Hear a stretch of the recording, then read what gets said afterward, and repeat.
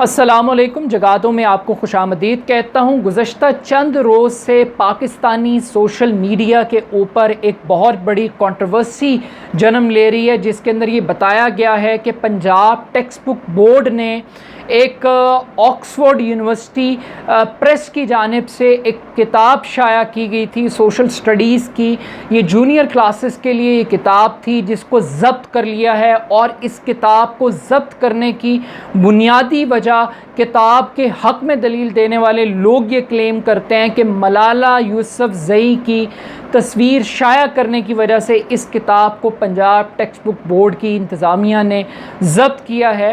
और किताब के जिस सफ़े पे मलाला की तस्वीर शाया की गई है, उसके बिल्कुल साथ मेजर अज़ीज़ भट्टी शहीद की तस्वीर मौजूद है। और पाकिस्तान का एक बड़ा तबका इस बात पर एतराज़ उठा रहा है कि किसी भी सूरत मलाला यूसुफ़ज़ई को मेजर अज़ीज़ भट्टी शहीद के साथ नहीं मिलाया जा सकता। मेजर अज़ीज़ भट्टी शहीद एक सिंबल हैं पाकिस्तान के अंदर जुर्रत का, शुजाअत का, ताकत का, दलेरी का। और उनको मलाला यूसुफ़ज़ई के साथ मिलाना एक बड़े अफसोस की बात है। इसी सफ़े के ऊपर अब्दुल सत्तार ईदी साहब की, बेगम राना लियाकत अली ख़ान की भी तस्वीर मौजूद हैं, जबकि इसके साथ वाले सफ़े के ऊपर कायद आज़म मोहम्मद अली जिन्ना, इलामा इकबाल, सैयद अहमद ख़ान और लियाकत अली ख़ान की तस्वीर भी मौजूद हैं। अब ये तमाम तर हीरोज़ हैं, लेकिन इन हीरोज़ के दरमियान क्या मलाला यूसुफ़ज़ई बतौर हीरो फिट बैठती हैं? क्या मलाला के ट्रेड्स ऐसे हैं कि उनको हीरो के तौर पे तस्लीम किया जाए? इसके ऊपर अब पाकिस्तानी सोसाइटी के अंदर बहस चल रही है। ये एक हैरानकुन बात है, जिस मलाला यूसुफ़ज़ई को पूरी दुनिया एक हीरो के तौर पे तस्लीम करती है, आइडलाइज़ करती है, दुनिया ने जिसको हीरो के तौर पे एक्नॉलेज किया है, उसे पाकिस्तानी माशरे का एक बड़ा तबका हीरो तस्लीम करने के लिए तैयार नहीं है। पाकिस्तान का एक बड़ा तबका अभी भी ये समझता है कि मलाला यूसुफ़ज़ई के ऊपर कातिलाना हमला एक झूठी कहानी है। पाकिस्तान के अंदर अभी भी एक तबका ये समझता है कि मलाला की बच्चियों की तालीम के हवाले से उठाई गई आवाज़ और ये जो गुल मकई की पूरी कहानी है, ये सिर्फ़ एक फसाना है, एक ड्रामा, एक झूठ का पलंदा है।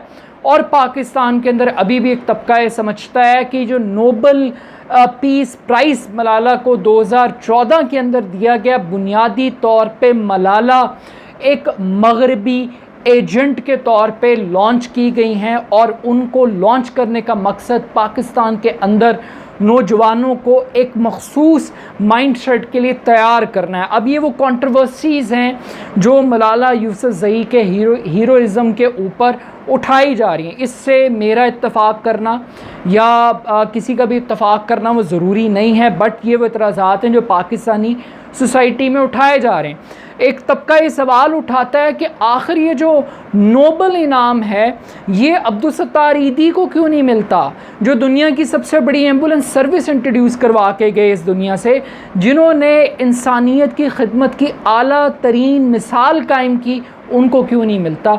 ये इमरान खान जैसे क्रिकेटर को, एक ऐसे हीरो को क्यों नहीं मिलता जिसने शौकत खानम जैसा कैंसर का मुफ्त इलाज करने वाला हॉस्पिटल कायम किया?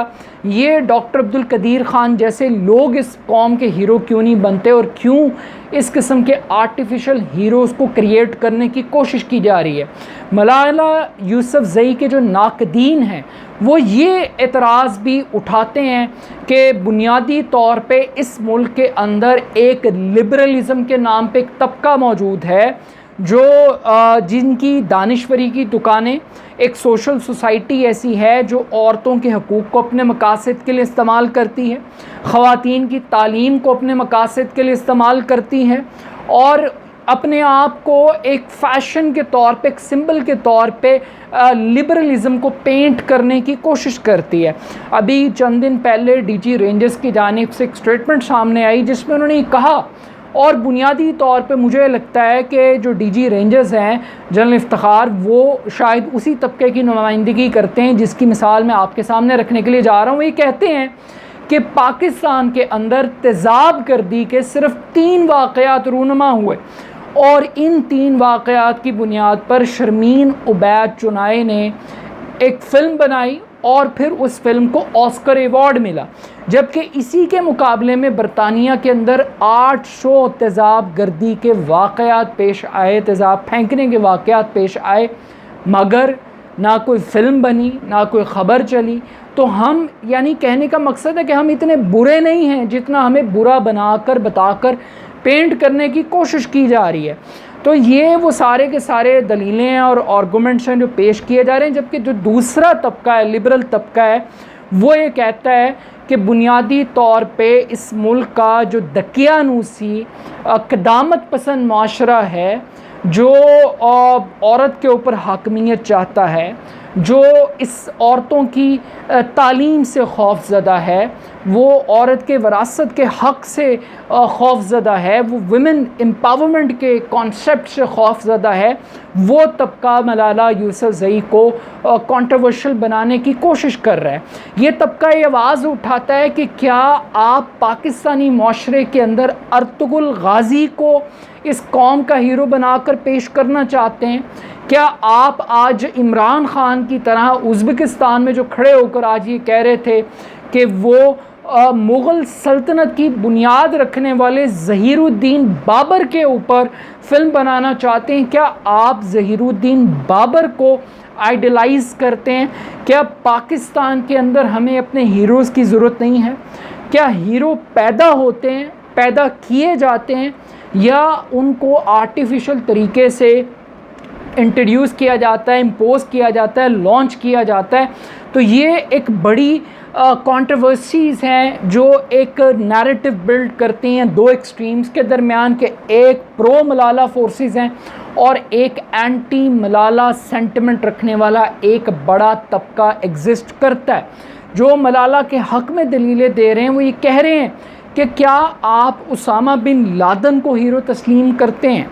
क्या आप ये चाहते हैं कि मुल्ला फजलुल्लाह को हीरो तस्लीम कर लिया जाए? क्या हकीमुल्लाह महसूद को हीरो तस्लीम कर लिया जाए? क्या बैतुल्लाह महसूद को हीरो के तौर पर आप चाहते हैं कि तस्लीम कर लिया जाए? और एक ऐसी लड़की, एक ऐसी ख़ातून जो ये कह रही है कि जो कलम की ताकत है वो चीज़ों को बदल सकती है, सोच को बदल सकती है, दुनिया को बदल सकती है, नज़रिए को बदल सकती है।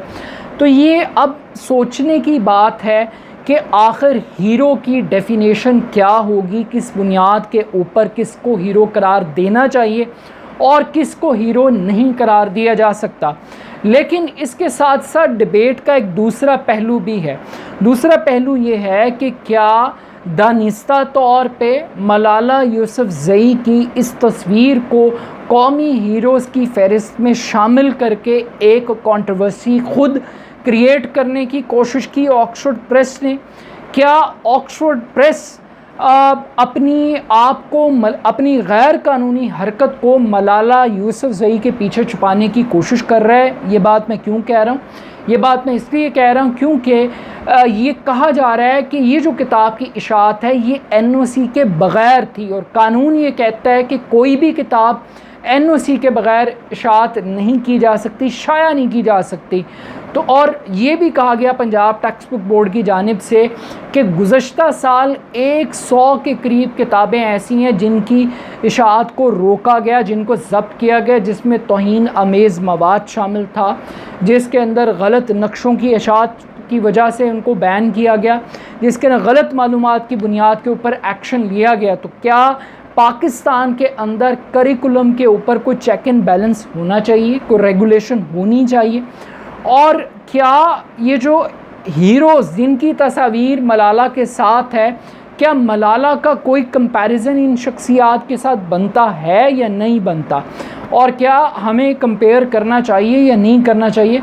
तो I think at the end of the day Pakistan के अंदर मेरा ये ख़्याल है कि वो तबका जो मलाला यूसुफ़ज़ई के हक़ में आवाज़ उठा रहा है, उसको ये चाहिए कि वो अपना मुकदमा लॉजिकल ग्राउंड्स के ऊपर लड़ने की कोशिश करे, यानी कि वो ये साबित करें कि किस तरीके से मलाला आज पाकिस्तान के अंदर ख़वातीन की तालीम के फ़रोग़ के लिए पैसा खर्च कर रही हैं, स्कूल तामीर करवा रही हैं, कितने लोग उससे इस्तिफ़ादा कर रहे हैं उन स्कॉलरशिप्स के ज़रिए, ताकि लोगों को फैक्चुअली चीज़ों के बारे में इल्म हो सके। चाहे आप डॉक्यूमेंट्री की फॉर्म में कर लें, फ़िल्म की फॉर्म में कर लें, वो स्कूल दिखाएं, वो बच्चियाँ दिखाएं जो आज अगर तालीम हासिल कर रही हैं तो वो मलाला यूसुफ़ज़ई की वजह से हासिल कर रही हैं।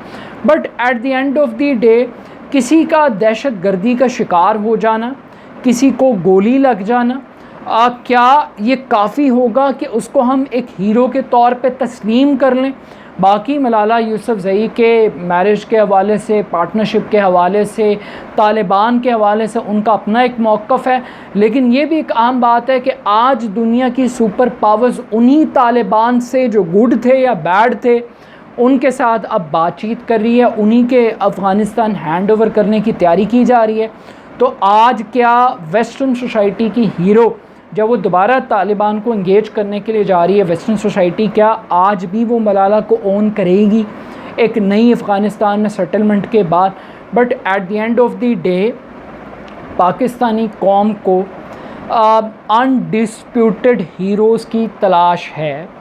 पाकिस्तानी सोसाइटी को एक कंसेंसस डेवलप करना चाहिए कि हमारा हीरो कौन है, हीरो के ट्रेट्स क्या हैं, लेकिन ये हीरो इम्पोर्टेड भी नहीं होने चाहिए अर्तुगरुल गाज़ी की तरह, ज़हीरुद्दीन बाबर की तरह।